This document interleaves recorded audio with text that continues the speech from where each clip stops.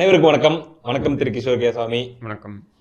ஏதாவது சொல்லிட்டே இருந்தீங்களே ஷூட்டிங் ஆரம்பிக்கிறதுக்கு முன்னாடி, நான் இந்த விஷயத்த சொல்லியே தீருவேன் வீடியோ ஆரம்பிக்கும் போது, எனக்கு ஒரு வாய்ப்பு கொடுங்கன்ட்டு. அதாவது அன்பு நண்பர்கள், நேயர்கள், சகோதர சகோதரிகள் அனைவருக்கும் என் வணக்கங்கள்.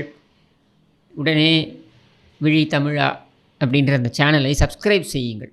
அதாவது ஒரு செகண்ட் தான் உங்களுக்கு எடுக்க போகுது, அதை போய் கிளிக் பண்ணால் சப்ஸ்கிரைப் ஆக போகுது, அவ்வளவுதான். அதை செய்யுங்க அப்படின்றதை ஒரு அன்பு வேண்டுகோளாக உங்களுக்கு விடுக்கிறேன். வேணாம் தான் சொன்னேன், இருந்தாலும் இல்லை நான் அதை சொல்லியே தீருவேன். அதானே, சரி விடுங்க. அப்புறம் முன்னேற்றிருந்து செய்திகள்லாம் பார்த்துருப்பீங்க, சமூக ஊடகங்களில் உழவிட்டே இருக்கிற நபர் தான் நீங்கள். அதில் பார்த்தீங்கன்னா அங்கே ஒரு பாதை இருக்குது, அது ஒரு நாச பாதை, அது ஒரு கேவலங்கட்ட பாதை, அது ஒரு கேடுகட்ட பாதை அப்படின்னு சொல்லி புத்தக வெளியீட்டு விழா நேற்று நடந்துச்சு புக் ஃபெஸ்ட்டில். அதில் மரியாதைக்குரிய நாம் தமிழர் கட்சியின் தலைமை ஒருங்கிணைப்பாளர் சீமான் அவர்கள் அப்படி ஒரு பாதையை பற்றி சொல்லியிருக்காரு. அது என்ன பாதை என்று நீங்கள் பார்த்தீர்களா? யூகிக்கவே சொல்லலாமே, அது என்ன இருக்குது, இது ஒரு இன்னும் அவர் சொல்லாமல் நிறைய விஷயங்கள் விட்டுட்டார். அது ஒரு விளங்காத பாதை, என்ன அது சுடுகாட்டுக்கான பாதை, அது ஒரு திருட்டு ரயில் பாதை, இதையெல்லாமும் சேர்த்து சொல்லியிருக்கணும். கருணாநிதி பெயரில் இருக்கக்கூடிய பாதை தான், வேறு என்ன இருக்க முடியும்? இல்லை, அதாவது பார்த்தீங்கன்னா அதுக்கு உடன்பிறப்புகள் மத்தியிலே ஆகட்டும், திராவிட தோழர்கள் மத்தியிலே ஆகட்டும் கடுமையான எதிர்ப்பு, கடுமையான விமர்சனம். நான் தான் போன முறையே சொன்னேனே உங்களுக்கு, லைக் லாஸ்ட் டைமே நான் உங்கள்கிட்ட என்ன சொன்னேன், ரொம்ப கடுமையாக எதிர்ப்பு, முடியவே இல்லைன்னா போய் கடலில் குதிச்சிருங்கன்ற. நான் உங்கள் தலைவர் மாதிரி நீங்களும் கட்டுமரமாக முதக்கிறீங்களா இல்லையான்னு பார்ப்போம். அவ்வளோ வெறுப்பாக இருந்தால் வேறு என்ன பண்ண முடியும்? கடுமையான கண்டனங்கள்னால் அப்படி தான் பேசுவோம், அப்படி தான் சொல்லுவோம். கருணாநிதி என்கிற தீய சக்தியை இன்று நேற்றல்ல, காலம் காலமாக இப்படித்தான் நாங்கள் விழித்து வருகிறோம், இப்படித்தான் நாங்கள் பேசுவோம். அப்போ சீமான் அவர்களுடைய பேச்சை நீங்கள் ஆதரிக்கிறீங்க, பாராட்டுறேன், கொண்டாடுறேன். அடுத்ததாக அதே மேடையில் இன்னொரு சர்ச்சை நடந்துச்சு, நீங்கள் அதை பார்த்துருப்பீங்க. ஒரு தமிழ்தாய் வாழ்த்து அப்படின்னு சொல்லி பாடப்பட்டுச்சு. அதில் தமிழ்நாட்டில் பாடப்படுற தமிழ்நாடு அரசின் தமிழ்தாய் வாழ்த்து இல்லாமல் அதுக்கு பதிலாக புதுச்சேரியுடைய தமிழ்தாய் வாழ்த்து பாடப்பட்டதாக அது ஒரு பெரிய சர்ச்சையாகி பெரிய அவமானப்படுத்திட்டாரு, தமிழ்தாய் வாழ்த்தை புறக்கணிச்சிட்டாரு. தமிழ்நாட்டில் தமிழ்தாய் வாழ்த்தை புறக்கணித்தவனை செருப்பால் அடிக்க வேண்டும், இப்படி ஒருத்தர் பதிவு போடுறாரு. உங்களுக்கு யாருன்னு தெரியும்? இவங்களுக்கு ஈவேரா மேலே அவ்வளோ கோவம். ஈவேராவா? தமிழ்தாய் பெரியார சொல்றீங்களா? ஆமாம், ஈவேராவே இப்போ ஈவேரா மேலே தான். அவர் தானே தமிழ்தாயை பற்றி இவ்வளோலாம் மோசமாக பேசினவர். என்ன பேசியிருக்காரு? ஏகப்பட்டது பேசியிருக்காரு, எனக்கு கொஞ்சம் நஞ்சமாக பேசியிருக்காரு. அவர் தினுசாக பேசியிருக்காரு. அப்போ உங்களுக்கு உண்மையாகவே அப்படி கோபம் இருந்ததுன்னா கூட ஜனநாயகத்தில் நீங்கள் எதிர்க்கிறது தான் வைக்கலாமே தவிர, இந்த செருப்பால் அடிப்பேன், உதைப்பேன் இப்படிலாம் நீங்கள் கிளம்ப முடியாது. நீங்கள் அடிக்க நினைக்கும் நபர் ஈவேராவாகவே இருந்தாலும் அது தவறு அப்படின்றது தான் இங்கே பதிவு பண்ணுறேன். ஒன்று. ரெண்டாவது, தமிழ்த்தாய் உலகத்தில் இருக்கக்கூடிய அத்தனை தமிழர்களுக்கும் போற்றக்கூடிய ஒரு ஒரு கதாபாத்திரம் அப்படின்னு வச்சுப்போம். அப்படின்னும் பொழுது அடையாளம், கதாபாத்திரம் என்பதை விட அடையாளம் என்பது சரியாக இருக்கும். அப்படின்னும் பொழுது அது என்ன, புதுச்சேரி தமிழ்த்தாய், தமிழ்நாடு தமிழ்த்தாய், தமிழக அரசின் தமிழ்த்தாய் வேறு, புதுச்சேரியோடைய தமிழ்த்தாய் வேறு, இப்படிலாம் பார்ப்பீங்களா? வாழ்த்து தான். நீங்கள் பெருமைப்படுத்து, மூலக்கரு என்ன, தமிழ்த்தாயை கொண்டாடுவது, வாழ்த்துவது, இவ்வளவு தானே. இதில் என்ன புதுச்சேரி அரசு தமிழ்த்தாய், தமிழக அரசின் தமிழ்த்தாயை நீங்கள் எந்த உங்களுடைய அரசாங்கங்களோட குறைச்சிக்கிறீங்க, சுருக்கிக்கிறீங்க? இல்லை, ஒருவேளை இது தமிழ்நாடு நோக்கம் என்ன, தமிழ்த்தாயை கொண்டாடுவது என்பது தானே நோக்கம். அப்போது அது நிறைவேறுதா இல்லையா? ஆனால் அந்த தமிழ்த்தாய் கொண்டாடுறதுக்கு எதிராக இருந்தவர் தான் தந்தை பெரியார் இல்லையா? தமிழ்த்தாய்க்கு அப்போ அந்த அடையாளத்தையே எதிர்த்தவர் ஈவேரா. அப்போ அந்த அடையாளத்தையே எதிர்த்த ஈவேராவை கொண்டாடி கொண்டு புதுச்சேரியோட தமிழ்த்தாய் வாழ்த்தை நீ எப்படி பாடலாம், தமிழ்நாட்டின் தமிழ்த்தாய் வாழ்த்தை? இது முட்டாள்தனமா இல்லையா? இந்த அழகில் நீங்கள்லாம் பகுத்தறிவுன்னு வேறு பேசிட்டு திரியுறீங்களே, வெள்ளையஞ்சொல்லையுமா? ஏதாவது அறிவு இருக்கா உங்களுக்கு? அதாவது திராவிடம் அப்படின்ற வார்த்தை இந்த தமிழ்த்தாய் வார்த்தையில் இருக்கிறதுனால தான் இதை நான் பாடலன்னு சொல்லி சீமான் சொல்கிறாரு. உங்கள் பிரச்சனை முடிச்சிடுறேன். சீமானுக்கு எங்கே துணிச்சல் இருந்தா, தேசிய கீதத்தில் வர திராவிடன்ற வார்த்தை வருதுன்றதுனால தேசிய கீதத்தை புறக்கணிக்கிறேன் அப்படின்னு சொல்கிறதுக்கு துணிச்சல் இருக்குதா அப்படின்னு ஒருத்தர் சவால் விட்டுருக்காரு. ஆமாங்க, செந்தில்வேல் அவர்கள். ஆமாம், அவர் தேசிய கீதத்தை பாடியிருக்காரு எங்கேயாவது? சீப்பு செந்திலுக்கு அறிவு இருக்க வேண்டாம், பேசிப்பாரு. நான் தான் சொல்கிறேன், சீப்பு செந்திலுக்கு தான் அறிவு இருக்கா? தேசிய கீதம் என்பது நாட்டுப்பண், சரியா? தமிழ்த்தாய் வாழ்த்து என்பது அப்படி கிடையாது அப்படின்றத நீதிமன்றமே சொல்லிட்டு, பிரார்த்தனை, சரியா?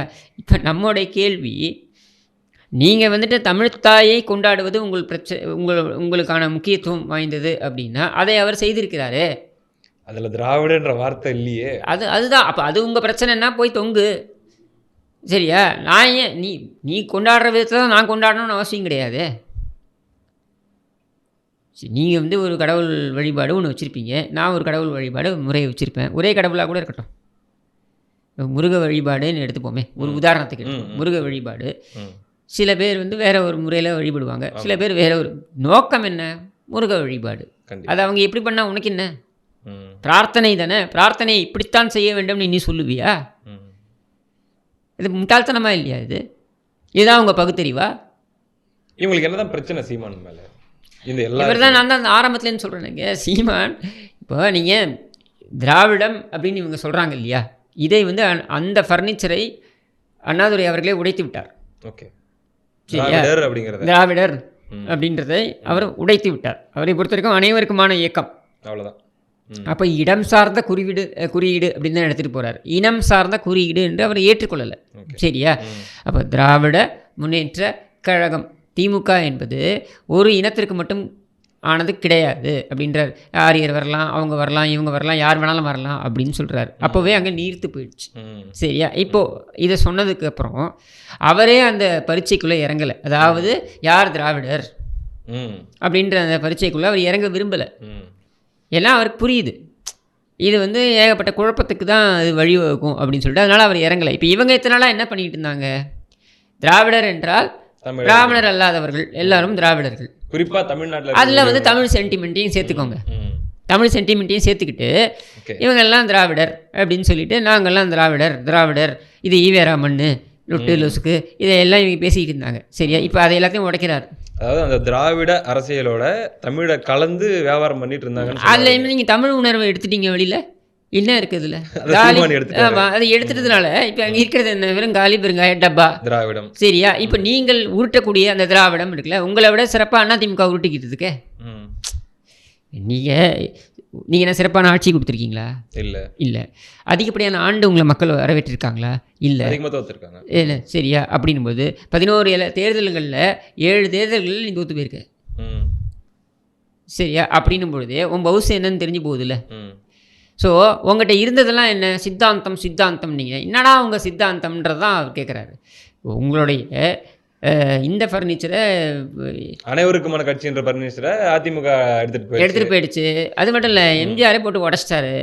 என்ன நீங்கள் கிடையாதுடா, அண்ணா தோற்றுவித்த திராவிட முன்னேற்ற கழகம் என்பது அதிமுக தான் அப்படின்னு அவர் கொண்டு போயிட்டாரு. சரியா? இப்போ அதனால என்ன பண்ணீங்க? தமிழ் எடுத்து உடனே தமிழை வச்சுக்கிட்டு ஈவேரா வச்சுக்கிட்டு இது ஈவேரா மண்டா, ஈவேரா இல்லைன்னா இதெல்லாம் நடக்குமா அப்படின்னு உருட்டிக்கிட்டு இருந்தீங்க. இப்போ அவர் அதுவும் ஒன்றும் கிடையாதுன்னு உடைக்கிறதுக்கு சீமான்னு ஒருத்தர் வந்திருக்காரு. அவர் போட்டு உங்கள் தமிழ் சென்டிமெண்ட் அப்படின்றத இப்போ வெளில எடுக்கிறாரு. தமிழை எடுத்துட்டாரு, தமிழ் உணர்வுன்னு வெளில எடுத்துரு. இப்போ தமிழ் உணர்வுன்றதுல நீங்கள் உங்களுக்கும் தமிழுக்கும் என்னடா சம்பந்தம்னு கேட்குறாரு. என்ன தமிழ் உணர்வை நீங்கள் கொண்டு வந்துட்டீங்க? என்ன தமிழ் உணர்வை நீங்கள் வளர்த்துட்டீங்க? ஒன்றுமே கிடையாது அப்படின்ட்டு அவர் கொண்டு வராரு. இப்போ அதை கொண்டு வரதுனால இவங்களால தாங்கிக்க முடியல. இப்போ யாராச்சும் திடீர்னு தமிழ்னு பேசினா என்னப்பா சீமான் மாதிரி பேசுகிறன்ற மாதிரி வந்துருச்சு. அதுதான் சொல்கிறேன். ஸோ தமிழ் உணர்வு என்பதனை உங்களிடமிருந்து அவர் பறித்து விட்டார். அப்படின்னும் பொழுது உங்கள் அடிமடியிலேயே கை வைத்து விட்டார். ஸோ தேர்தல் அரசியல் ரீதியாக எம்ஜிஆர், செல்வி ஜெயலலிதா இவர்கள் எல்லோரும் உங்கள்கிட்ட பிடிங்கிட்டு போனதை இப்போ சித்தாந்த ரீதியாகவும் சீமான் வந்து பிடிங்கிட்டு போயிட்டார். சரியா? இப்போ நீ என்ன தான் இருக்கு? நீ இப்போதைக்கு பிஜேபி இருக்குது, மோடி இருக்குது. இதை காமிச்சு நீங்கள் இந்த படத்தை நீங்கள் காமிச்சிக்கிட்டு இருக்கலாம். எவ்வளோ நாளைக்கு நீ காட்டுவேன்? அவங்க இருக்கிற வரைக்கும் தான் காட்டுவேன். அதை தான் அதுக்கு மேலே நீ ஒன்றும் காட்ட முடியாது. இப்போ பாஜக தோத்தே போகுதுன்னு வைங்க, என்ன மேலே போயிட்டே இருக்குமா, போயிட்டே இருக்குமா, ஏதோ ஒரு இடத்துல தோற்று போகணும். நீ தோத்தா அப்புறம் என்ன பண்ணுவீங்க? என்ன சொல்லி ஓட்டு என்ன உருட்டுவீங்க? ஒன்றுமே கிடையாது. ஸோ இதுதான் இவர்களுடைய பயம். இதனால்தான் சுபவி இந்த மாதிரியான ஆட்களையெல்லாம் விட்டு மிரட்டி உருட்டி இப்படிலாம் பார்க்குறது, தனிப்பட்ட தாக்குதல்கள் பண்ணுறது, இதெல்லாம் இவங்களுடைய வன்மம் இந்த அளவுக்கு அதிமுக மேலே வராது. இந்த விஷயத்தில் ஏன் வராதுன்னா, அதிமுகவை பொறுத்த வரைக்கும் அவங்க மக்களுக்கு என்ன நன்மை அப்படின்றத மட்டுமே சித்தாந்தம் டச் பண்ணல அவங்க. சரியா? ஏன்னா உங்களோட மல்லு கட்டி என்ன ஆக போகுது? நீயே உருட்டுறதே அது என்ன மாதிரியான உருட்டுன்றது எல்லாருக்கும் தெரியும். அப்படின்னும் பொழுது அதை எதுக்கு நம்ம உட்காந்து உங்களோட போட்டி போட்டுறதுன்றது அதை எடுத்துகிட்டு போயிட்டாங்க அவங்க வெளில. ஏன்னா அண்ணாதுரையும் அதை தான் செய்தார். அவர் ஈவேராவுடன் தர்க்கம் செய்ய விரும்பவில்லை. அவர் ஆரம்பத்திலே அவர் அதை உடைச்சிடுறாரு. என்னன்னு சொல்கிறாரு? திமுக என்பது திராவிடர் முன்னேற்ற கழகமாக இருக்காது, இது திராவிட முன்னேற்ற கழகமாக இருக்கும். இது அனைவருக்குமாக இருக்கும். ஆரியரும் இங்கே இருக்கலாம், திராவிடரும் இங்கே இருக்கலாம், யார் வேண்டுமானாலும் இருக்கலாம் எல்லோருக்குமான இயக்கம் தான், முக்கியமாக பிராமணர்களும் இங்கே இருப்பார்கள் அப்படின்ட்டு. அதனால தான் அவர் சட்டமன்றத்திலே சொல்கிறார், 57 சட்டமன்றத்தில் சொல்கிறார். சட்டமன்றத்தில் காங்கிரஸ் உறுப்பினர்களுக்கும் இவருக்கும், ஏன்னா அந்த ஈவேரா வந்து அரசியல் சாசனத்தை கொளுத்தினார், ஏதோ ஒரு பிரச்சனை வருது, சர்ச்சை வரும்பொழுது இவர் பேசுகிறார். சட்டமன்றத்தில் என்ன சொல்கிறார், நீங்கள் வந்து ஈவேரா உங்களுக்காக தான் பேசிக்கிட்டு இருக்காரு, எப்போவுமே காங்கிரஸ்க்காக தான் பேசிக்கிட்டு இருக்காரு, அவருடைய நோக்கம் என்னன்றதை பாருங்கள், நீங்கள் வந்து அவர் செஞ்ச செயலை மட்டும் பார்க்குறீங்க, அவருடைய அதுக்கு பின்னால் இருக்கக்கூடிய நோக்கம் என்னன்றதை பாருங்கள் அப்படின்னு சொல்லிட்டு இன்னொன்றையும் பதிவு பண்ணுறாரு. என்ன, பிராமணர்களை வந்து நாங்கள் வந்து ஈவேரா எடுத்த நிலைப்பாட்டோடு நாங்கள் உடன்பட மாட்டோம், பிராமணர்களை ஒழிக்க வேண்டும் அழிக்க வேண்டும் இப்படின்ற நிலைப்பாட்டை நாங்கள் எடுக்க மாட்டோம், நாங்கள் அதை செய்ய மாட்டோம். நாங்கள் வந்து பிராமணர்களை பொறுத்த வரைக்கும் அவர்களுக்கும் முக்கியத்துவம் தர வேண்டும். இன்னொரு படி மேலே போய் சொல்கிறார், பிராமணியத்தை பிராமணர்களை வைத்துத்தான் அழிக்க வேண்டும். அப்போ திகாவும் திமுகவும் இரட்டை குரல் துப்பாக்கிலாம் சொல்லிக்கிறாங்களே, இப்போ அதெல்லாம் என்ன? அப்பப்போ அந்த குரல் கலண்டுக்கும். இந்த 5 வருஷம் பாஜகவோட உறவில் இருந்தாங்களே, அப்போ அந்த ஒரு குரல் என்ன ஆச்சு? இரட்டை குழல் துப்பாக்கி பிராமணியத்தை பிராமணர்களை வச்சு அழிக்கலான்றதுக்கான முயற்சியில் ஒரு பகுதியாக இருக்கணும். அது அதுதான் அண்ணாதுரை முயற்சி பண்ணார். சரியா? இப்போ சிகாகோ ட்ரிபியூன் கொடுக்குறாரு 58 கொடுக்குறாரு, 57 சட்டமன்றத்தில் பேசுகிறார், 58 சிகாகோ ட்ரிபியூன் கொடுக்குறாரு. அப்போ அதுலேயும் சொல்கிறார், தீக்காவிலிருந்து நீங்கள் ஏன் வெளியே வந்தீர்கள் அப்படின்ற கேள்விக்கு முக்கியமான காரணங்களில் ஒன்று அப்படின்னு சொல்லி இதை குறிப்பிட்றாரு. என்ன சொல்கிறாரு, பிராமணர்களை ஒழிக்க வேண்டும் என்று நினைக்கிறார்கள், எங்களுக்கு அதில் உடன்பாடு கிடையாது, அதனாலும் தான் நாங்கள் வெளியேறினோம் அப்படின்ற. இப்போ திமுக உருவானதுக்கு காரணமே ஈவேராவுடைய பிராண்டு பிராமண எதிர்ப்பு என்பதனை அண்ணாதுரை ஏற்கவில்லை. ஈவேராவுக்கு எதிராக தான் உருவாது. சரியா? உலக வரலாறிலேயே ஒருவர் 2வது திருமணம் செய்து கொண்டார் என்பதற்காக ஆரம்பிக்கப்பட்ட கட்சி என்றால் அந்த ஒரே வரலாறு கொண்ட கட்சி திமுக தான். சரியா? சொன்ன காரணம் இல்லையா அது? அவங்க அதிகாரப்பூர்வமாக சொன்ன காரணம். உலக வரலாறுலேயே ஒருவர் 2வது திருமணம் செய்து கொண்டார் என்பதற்காக ஆரம்பிக்கப்பட்ட கட்சி என்றால் அது திமுக தான். ஆனால் அது கடைசி பிரச்சனையாக பார்க்கப்பட்டது. அதற்கு முன்னால் இருந்த பிரச்சனைகள் அப்படின்னு சொல்லிட்டு அதையெல்லாம் விளக்கும் பொழுது அண்ணாதுரை மிக தெளிவாக சொல்கிறார் இதெல்லாத்தையும். அப்போது நாங்கள் திமுகவை ஆரம்பிப்பதற்கு காரணமே ஈவேராவுடைய பார்வை, பிராமணர்கள் மீதான பார்வையை நாங்கள் ஏற்கவில்லை, அதனோடு இவர்களுக்கு இருந்த முரண் அப்படின்னு. அப்போ இதிலிருந்தே உங்களுக்கு புரிஞ்சிருச்சா? அண்ணாதுரை வந்து இவங்களுடைய ஃபர்னிச்சர் எல்லாத்தையுமே உடைச்சிட்டார் அப்போவே. சரியா? இப்போது இந்த பிராமண எதிர்ப்பு என்பதனை வசதிக்கேற்ப இவர்கள் கையில் எடுக்கிறார்கள். யார்? திமுக கையில் எடுக்கும். எப்போ பார்த்தாலும் பிராமணர்களை திட்டுறது, எதுக்கு எடுத்தாலும் பிராமணர்களை பற்றி பேசுறது. இப்போ அறப்போர் இயக்கம் அவங்க வந்து நியாயமான சில விஷயங்களே முன்வைக்கிறார்கள். இதை பற்றி தனியாகவே நான் உங்ககிட்ட பேசணும்னு நினச்சேன். இல்லை, நான் சொல்கிறேன், அறப்போர் இயக்கம் வந்து அதிமுகவுக்கு எதிராகவும் நிறைய வந்து முன்னெடுத்தாங்க. சரியா? திமுகவுக்கு எதிராக முன்னெடுக்கிறார்கள். அதிமுகவுக்கு எதிராக முன்னெடுக்கும் பொழுது சட்டப்படி நோட்டீஸ் அனுப்புவாங்க, இல்லை அதுக்கே விளக்கம் கொடுப்பாங்க, நாங்கள் அப்படி அதிமுக தவறு செய்யலைன்னு சொல்லுவாங்க. ஆனால் திமுகவை பொறுத்த வரைக்கும் எப்படி கொண்டு போகிறாங்கன்னா, பிராமண அறப்போர் ஜெயராமன், அதாவது அந்த அறப்போர் இயக்கத்தில் இருக்கக்கூடிய ஜெயராமன் வந்து பிராமணன் அப்படின்றதுனால எங்களுக்கு எதிராக இவர் செய்கிறார் எப்படின்ட்டு. இதுதான் திமுகவுடைய கலாச்சாரம். இன்னைக்கு ஏதோ கொலை மிரட்டல் விட்டுருக்காங்கலாம் கூட அதுதாங்க. எப்படி பிராமணன் அப்படின்னு எடுத்துகிட்டு போகிறது. நாங்கள் தவறு செய்யலைன்னு சொல்கிறதுக்கு இவங்களுக்கு முடியல, கடைசி வரைக்கும் அதை சொல்ல மாட்டேங்கிறாங்க. நாங்கள் பிராமணன் நீ பிராமணன் என்பதனால எங்களுக்கு எதிராக நீ குரூரமாக தாக்குகிறாய், நீ வந்து பிராமணன் என்பதனால எங்கள் மீது நீ குற்றச்சாட்டுக்களை வைக்கிறாய், அப்போ நாங்கள் எல்லாம் சூத்திரர்கள், இப்படியெல்லாம் உருட்டுறது, இப்படி உருட்டுறது. இதுதான் திமுகவுடைய கைவந்த கலை.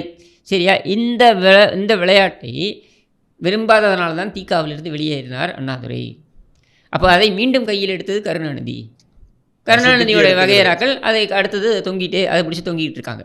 ஆனால் கடைசி வரைக்கும் நீங்கள் பார்க்க வேண்டியது இங்கே என்னென்னா, இவர்கள் தமிழுக்காகவோ தமிழ் உணர்வுக்காகவோ எதையுமே செய்தது கிடையாது. அப்போ இது எல்லாமே நாடகம். இந்த நாடகத்தை போட்டு உடைக்கிறார் சீமான். வேணும்னு தான் பண்ணுறாரு, இது எதுவும் தெரியாமலாம் இல்லை, வேணும்னு தான் பண்ணுறாரு. என்ன பிடிக்கிடுவீங்க நீங்கன்னு கேட்குறாரு. அவர் கரெக்டு தானே? என்ன நீங்கள் முடிவு பண்ணுறது தான் எல்லாமேவா? ஒன்றும் பண்ண முடியாதா? என்ன பண்ண முடியும்? என்ன பண்ணுவீங்க இதில்? ஏங்க, என்னுடைய நோக்கம் தமிழ் தாயை போற்றுவது வாழ்த்துவது. ஏன் எனக்கு நான் ஒரு பாடலை எடுத்து வாழ்த்துறேன் போட்டுறேன், நீ யாரை முடிவு பண்ணுறதுக்கு? ஏன் அது அரசு நிகழ்ச்சின்றது உன் கட்டுப்பாட்டில் இருக்கக்கூடிய நிகழ்ச்சி. அதில் நீ என்னன்னு சொல்லிட்டு போ, அதில் நீ கட்டுப்பாடுகளை போடு. அந்த கட்டுப்பாடுகளை மீறினால் நீ வந்து நடவடிக்கை கூட எடு. இதில் எப்படி நீ நடவடிக்கை எடுப்ப? ஒரு மாதிரி எல்லாத்தையும் ஏட்டிக்கு போட்டிக்கு பண்ணுறாரு. பண்ணட்டுமே, பண்ணட்டுமே, ஏன் என்ன தப்பு? அதுதான் அவங்களுக்கு எரிச்சல் அடைகிறது. இப்போ எதான் சொல்கிறேன், எரிச்சலாக இருந்தால் போய் கடலில் குதின்றேன் நான்.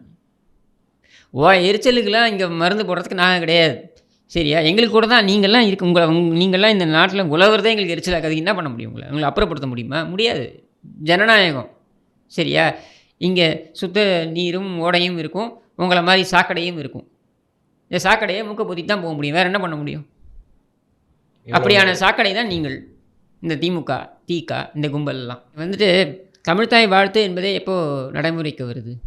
எப்போ வந்துச்சு? 1911 நீங்கள் வந்து அது பாடப்பட்டு வந்ததுன்னு சொல்லப்பட்டாலும், அது கடைசியில் பார்த்தீங்கன்னாக்கா 1967 திரு அண்ணாதுரை அவர்கள் முதலமைச்சராக வந்த அந்த காலகட்டங்களில் இதை கருத்தில் எடுத்துக்கொண்டு அவர் வந்து தமிழ்த்தாய் வாழ்த்து அப்படின்றதை வந்து நம்ம வந்து தமிழக அரசாங்கத்தோட அதிகாரப்பூர்வ தமிழ்த்தாய் வாழ்த்தாக நம்ம கொண்டு போவோம் அப்படின்னு அறியப்பட்டது. ஆனால் அவர் மறைந்து விடுகிறார். மார்ச், எனக்கு தெரிந்து மார்ச் 11 நினைக்கிறேன், 1970. அப்போ கருணாநிதி அரசாங்கம் அவங்க வந்து தமிழ்த்தாய் வாழ்த்தை நம்ம அதிகாரப்பூர்வமான தமிழக அரசாங்கத்தின் தமிழ்த்தாய் வாழ்த்தாக அது கருதப்படும் அப்படின்ட்டு. இப்போ அண்ணாதுரை காலத்திலேயே 2 தமிழ்த்தாய் வாழ்த்துக்களை கொண்டு போய் வைக்கிறார்கள். இதில் ஏதாவது ஒன்று நீங்கள் முடிவு பண்ணுங்க அப்படின்னு சொல்லிட்டு. இப்போ அண்ணாதுரை அவர்கள் தேர்வு செய்தது மனோன்மணியம். ஓகே, சுந்தரனார் அவர்களுடைய அந்த மனோன்மணியம் என்று இருக்கக்கூடிய அந்த படைப்பு, சிறப்பு காரணம் இருக்குது. அந்த படைப்பில் 4500 வரிகள். அந்த 4500 வரிகளில் இது தமிழ்த்தாய் வாழ்த்து அடங்கி இருக்குது. ஸோ அதை வந்து அவர் தேர்வு செய்கிறார். அதை தேர்வு செய்வதற்கான காரணம் அதில் திராவிடம் என்பது என்று இருக்கிறது, திராவிட நல் திருநாடும் அப்படின்னு இருக்கிறதுனால அதை அவர் தேர்வு செய்தார் அப்படின்னு சொல்லப்படுகிறது. இப்போ 2 தமிழ்த்தாய் வாழ்த்துக்கள் அவரிடமே வைக்கப்பட்டது, இதில் ஏதாவது ஒன்று தேர்வு பண்ணுங்க அப்படின்னு சொல்லிட்டு, சரியா? அப்படி பார்த்து திரு அண்ணாதுரை அவர்கள் தேர்வு செய்தது தான் இந்த தமிழ்த்தாய் வாழ்த்து. இந்த தமிழ்த்தாய் வாழ்த்தை கருணாநிதி அதில் சில மாற்றங்கள், சில திருத்தங்கள், அந்த பாட்டில் சில விஷயங்கள், திருத்தங்கள் என்பதை விட சில விடுபட்டு கட் பண்ணிட்டு எடிட் பண்ணிட்டு அதுக்கப்புறம் அதை வந்து தமிழ்த்தாய் வாழ்த்து அப்படின்னு அறிவிக்கிறார். சரி, இப்போ திராவிடர் என்பது இனத்தை குறிக்கும், திராவிட என்பது இடத்தை குறிக்கும், இதெல்லாம் எங்கேருந்து எடுக்கிறாங்க? இதெல்லாம் எங்கே இருக்குது? இதுக்கெல்லாம் ரெஃபரன்ஸ் இல்லை. அது திரு அண்ணாதுரை அவர்கள் வந்து அபிதான சிந்தாமணி அப்படின்ற புத்தகத்தை சிறையில் இருக்கும் பொழுது படித்தார். அதில் நிறைய விஷயங்களை உள்வாங்கி கொண்டார்னு சொல்லப்படுகிறது. சிங்காரவேல் திராவிடர்ன்றது யாரை குறிக்குது? பிராமணர்களை குறிக்குது. பிராமணர்களை குறிக்கிற சொல்ல எடுத்துதான் இவங்க திராவிடர்னு சொல்றாங்க. நீங்க அவங்க நீதி கட்சியுடைய இதுவே எடுத்து பாருங்களேன். நீதி கட்சி எதற்காக போராடியது? இவர்கள் வந்து பிற்பட்ட வகுப்பை சேர்ந்தவர்களே, பிராமணர் அல்லாதவர்களுக்காக போராடியது அப்படின்னு சொல்லப்பட்டாலும் கூட முக்கியமான அவர்களுடைய போராட்டம் என்ன? பிற்பட்ட வகுப்பை சேர்ந்தவர்கள் எல்லாம் முன்னேற்ற வேண்டும் என்பதா என்றால் இல்லை. அவர்களை பொறுத்திருக்கும் பிராமணர்களுக்கு என்ன கொடுக்கப்படுகிறது? இப்போ நான் ஒரு மிராஸ்தாராக இருக்கேன், நான் ஒரு பண்ணையாராக இருக்கேன், எனக்கு ஏன் வந்து ஒரு பிராமணனுக்கு கொடுக்கக்கூடிய மரியாதையை எனக்கு ஏன் கொடுக்க மாட்டேங்கிறீங்க? இப்படின்றதுல இருந்து ஆரம்பிக்குது, சரியா? பனகல் ராஜா இதை மாதிரி இருக்கக்கூடிய பண்ணையார்கள், பெரும் செல்வந்தர்களாக இருக்கக்கூடியவர்கள், நிலச்சுவாந்தார்களாக இருக்கக்கூடியவர்கள், இவர்களுக்கு பிராமணர்களுக்கு நிகரான மரியாதை ஏன் வழங்கப்படுவதில்லை அப்படின்ற கேள்வியில் இருந்தால் நீதி கட்சி துவங்குகிறது. இப்போது அவங்களுடைய போட்டியே பிராமணர்களுடைய நிலைக்கு அவங்க வரணுன்றது, சரியா? அவங்களை பொறுத்த வரைக்கும் எந்த இடத்துலையும் பிற்பட்ட வகுப்பு, ஒடுக்கப்பட்ட மக்கள் அப்படின்னு இருக்காங்க இல்லையா, இவர்களை மேம்படுத்த வேண்டும் என்பது வந்து அவர்களுடைய எண்ண ஓட்டத்திலே இருந்தது கிடையாது. நீங்கள் அவங்களுடைய எண்ண ஓட்டத்திலேயே அது வருவதற்கான சாத்தியக்கூறுகள் இல்லாமல் போயிடுச்சு. அப்போ இவங்களுடைய போட்டியே பிராமணர்களுக்கு நிகராக நம்ம வந்து நம்மை நிலை நாட்டிக்கொள்ள வேண்டும்ட்டு தான். ஸோ அதனால தான் திராவிடர் அப்படின்றத பிடிச்சிக்கிட்டு இவங்க வந்து இது பண்ணுறாங்க. அதுக்கு முன்னாடிலாம் திராவிடர்ன்றது யாரை குறித்தது? பிராமணர்களை தான் குறித்தது. பிராமணர்கள் தான் அதை பயன்படுத்தி வந்தார். அது எப்படிங்க பிராமணர்களை குறித்த சொல்ல எடுத்துக்கிட்டு பிராமணர் அல்லாதவர்களுக்கு நாங்கள் பயன்படுத்திப்போம் அப்படின்றது ஒரு முரணா இல்லை? அதுதான் அந்த பிராமணர் அல்லாதவர்கள்ன்றது யார் அப்படின்ற கேள்வி வருது இல்லை. இந்த பிராமணர் அல்லாதவர்கள் அப்படின்னு தலித் மக்களை நீங்கள் ஏற்றுக்கொள்வீர்களா என்றால் இவர்கள் ஏற்றுக்கொள்ள மாட்டார்கள். ஓகே, ஈவேராவுடைய கீழ்வெண்மணி சம்மந்தப்பட்ட அந்த கருத்துக்கள் என்னன்றது நம்ம எல்லாருக்கும் தெரியும், சரியா?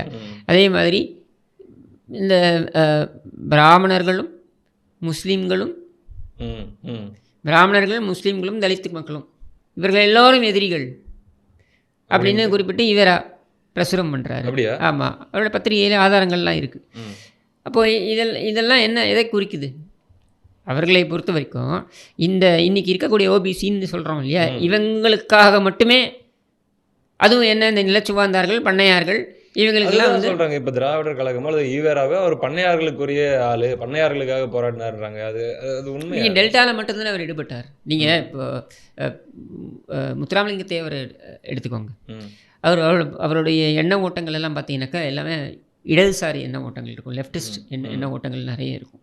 அதன் காரணமாகவே அவருடைய சாதியைச் சேர்ந்தவர்களே அவரை புறக்கணித்தார்கள். உதாரணத்துக்கு இப்போ நீங்கள் இந்த வாண்டையாரெல்லாம் எடுத்துக்கிட்டிங்கனாக்கா, நான் சொல்கிறது டெல்டாவில் இருக்கக்கூடிய இல்லச்சுவாந்தார்கள்லாம் எடுத்திங்கனாக்கா அவங்கெல்லாம் வந்து அவரோட போகலை. அவங்களாம் காங்கிரஸ் பக்கம் நின்னாங்க. காங்கிரஸ் பக்கம் நின்னதோடு அல்லாமல் அவர்கள் ஈவேராவின் பக்கம் நின்றார்கள். அதனால தான் நீங்கள் பார்த்தீங்கன்னா ஈவேராவுடைய தாக்கம் டெல்டா பகுதியில் கொஞ்சம் நிறைய இருக்கும். இன்ஃபேக்ட் டெல்டாவுக்கு எதிராக பேசினார் அவர். ஈரோட்டிலிருந்து காவேரி எதற்காக டெல்டாவுக்கு வழங்க வேண்டும் அப்படின்லாம் பேசியிருக்கார். காவேரி நீரை எதற்காக இவர்களுக்கு பயிர் பாசனத்துக்கு நாம் வழங்கணும் இப்படிலாம் கேட்டிருக்காரு. இப்படிலாம் அவர் கேட்டிருக்காரு. சரியா? எதுக்கு நான் சொல்ல வரேன்னா, ஒவ்வொரு காலகட்டத்திற்கும் ஒவ்வொரு சூழலுக்கும் ஏற்றாற் போல் ஈவேரா பேசியிருக்கிறார். இப்போ இதையெல்லாம் நீங்கள் பெரிய விஷயமா எடுத்து வந்து பேச ஆரம்பிச்சிங்கனாக்கா என்ன ஆகும்? இப்போ நம்ம கேள்வி, கருணாநிதி நவம்பர் 23 நினைக்கிறேன் 1970 தமிழ்த்தாய் வாழ்த்து என்பதை அரசாங்கத்துடைய அதிகாரப்பூர்வமான தமிழ்த்தாய் வாழ்த்து அப்படின்னு அறிவித்து அந்த அரசாணையை கொண்டு வர்றார்.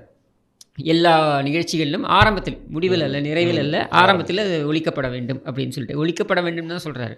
இது ஒரு சர்ச்சை வருது. 2017-18 அந்த காலகட்டத்தில் ஒரு சர்ச்சை வருது. என்ன சர்ச்சை அப்படின்னா, தமிழ்த்தாய் வாழ்த்து ஒரு மேடையில் ஒழிக்கப்பட்ட பொழுது அப்போ அந்த பீடாதிபதி காஞ்சி மடம் பீடாதிபதியான விஜயேந்திர சரஸ்வதி சுவாமிகள் அவர் வந்து எழுந்து நிற்கவில்லை. அவர் வந்து அமர்ந்த இடத்துல இதில் இருக்கார் அப்படின்ட்டு பெரிய சர்ச்சையானது. இப்போ இது நீதிமன்றத்துக்கு போனது. நீதிமன்றத்தில் திங்க் டிஆர் சுவாமிநாதன் நினைக்கிறேன், அவர் அந்த கருத்து தெரிவித்தார். நீதியரசர் என்ன சொன்னார்னாக்க, தமிழ்த்தாய் வாழ்த்து என்பது ஒரு பிரார்த்தனை. தமிழ்த்தாயை நாம் போற்றுகிறோம், நாம் அவரை கொண்டாடுகிறோம் அப்படின்றது ஒரு பிரார்த்தனை. அது ஒரு தேசிய கீதமாக நம்ம பார்க்க முடியாது, ஒரு கீதமாக நம்ம எடுத்துக்கொள்ள வேண்டிய அவசியம் கிடையாது அப்படின்னு சொல்லி அவர் கருத்து தெரிவித்தார். கருத்து தெரிவித்ததுக்கு அப்புறம் தான் ஸ்டாலின் இப்போ முதலமைச்சராக இருந்ததுக்கப்புறம் என்னென்னா, எழுந்து நிற்பது கட்டாயம் என்று இவர்கள் இது பண்ணாங்க. இப்போது அந்த பாடல் ஒழிக்கப்பட்டு அதை சீமான் அவமரியாதை செய்திருந்தால் நீங்கள் சொல்வது சரி. அந்த பாடல் ஒழிக்கப்படவில்லை. சரியா? ஒரு தனியார் நிகழ்ச்சியில் பப்பசி என்பது தனியார் தான். அரசாங்கம் வந்து அதுக்கு சப்சிடைஸ் பண்ணாலும் அது தரது உங்களுடைய தனிப்பட்ட விருப்பத்தினால தரீங்க. பட் இட்ஸ் நாட் கவர்மெண்ட், இது ஒரு குவாசி கவர்மெண்ட் ஆர்கனைசேஷன் கிடையாது. கடுமையான நெருக்கடி இப்போ கொடுத்துட்டு இருக்காங்க. அது எல்லாருக்குமே தானே கொடுப்பாங்க. இவங்க எந்த புத்தகம் வந்தாலும் இவர்களுக்கு ஆதரவான புத்தகங்கள் தான் அங்கே வந்து வெளிவர முடியும், இவர்களுக்கு எதிரான புத்தகங்கள் எதுவுமே அங்கே வெளிவர முடியாதுன்ற ஒரு சூழல் இருக்குது. சரியா? ஸோ பாப்பசி என்பது என்னை பொறுத்திருக்க ஒரு தனியார் இதுதான். ஏன் அங்கே போய் தமிழ்தாய் வாழ்த்து பாடியே ஆகணும்னு சொல்ல முடியுமா? பிசிசிஐ என்கிற நிறுவனம், board of cricket control India, BCCI இந்திய கிரிக்கெட் வாரியத்துடைய தலைமை. இது அந்த இந்திய கிரிக்கெட் வாரியத்துடைய ரெஜிஸ்ட்ரேஷன் எங்கே நடந்திருக்கு? இங்கே சென்னையில் தான் நடந்திருக்கு. அவங்களுடைய தலைமை அலுவலகம் வந்து அங்கே இருந்தாலும் அது பதிவு செய்யப்பட்ட இடம் எங்கே? சென்னை மெட்ராஸில் தான் பதிவு செய்யப்பட்டிருக்கு. சரியா? அப்போ மெட்ராஸில் பதிவு செய்யப்பட்டிருக்க பிசிசிஐ சேப்பாக்கத்தில் நடக்குது, போட்டி நடக்குது. தமிழ்த்தாய் வாழ்த்து பாடுறாங்களா? இல்லை. அப்போ நீங்கள் அதை புறக்கணிச்சிட்டாங்கன்னு சொல்லுவீங்களா? புரியுது. ஒன் டீமும் சேர்ந்து தானே விளையாடுது. ஹைதராபாடா? புரியுது. யார் இவங்க? சன்ரைசர்ஸா? யார் இவங்களோட தானே, இந்த குடும்பத்தோட, இந்த கெடுகட்ட குடும்பத்தோட தானே, இந்த கெடுகட்ட குடும்பத்தோடைய டீமும் சேர்ந்து தானே விளையாடுது. அப்போ அங்கே என்ன தமிழ்த்தாய் வாழ்த்தா ஒழிக்கிறீங்க நீங்கள்? அதுக்கு இதுக்கும் பொருந்துமா நீங்கள் சொல்கிற இந்த? அங்கே ஒரு ப்ரைவேட் நிகழ்ச்சி, இதில் எப்படி நீங்கள் போய் ஃபோர்ஸ் பண்ணுவீங்க? நீங்கள் உங்களுக்கு தேவை என்ன? தமிழ்த்தாயை அவமானப்படுத்தப்படக்கூடாது. Yes, I agree. தமிழ்த்தாயை அவமானப்படுத்தக்கூடாது. அப்போது தமிழ்த்தாய் வாழ்த்து, எந்த தமிழ்த்தாய் வாழ்த்தை பாடினால் என்ன? அரசு விழா என்றால் நீங்கள் முடிவு செய்திருக்கிறீர்கள் தமிழ்த்தாய் வாழ்த்தை பாடலாம். தனியார் அப்படின்ற ஒரு இடத்துல இந்த தமிழ்த்தாய் வாழ்த்தை தான் பாட வேண்டும், இந்த தமிழ்த்தாய் வாழ்த்தை பாடினால்தான் தமிழ்த்தாய்க்கு மரியாதை, இன்னொரு தமிழ்த்தாய் அப்போ அந்த தமிழ்த்தாய் வாழ்த்து கேவலம்னு சொல்ல வரீங்களா? புதுச்சேரியுடைய தமிழ்த்தாய் வாழ்த்து சரியில்லைன்னு சொல்ல வரீங்களா? என்ன பேசுகிறீங்க நீங்கள்? எனக்கு புரியலையே. சரி, ஓகே. இவ்வளோ நேரம் உங்களுடைய கருத்துக்களை நீங்கள் பகிர்ந்துக்கிட்டதுக்கு ரொம்ப நன்றி.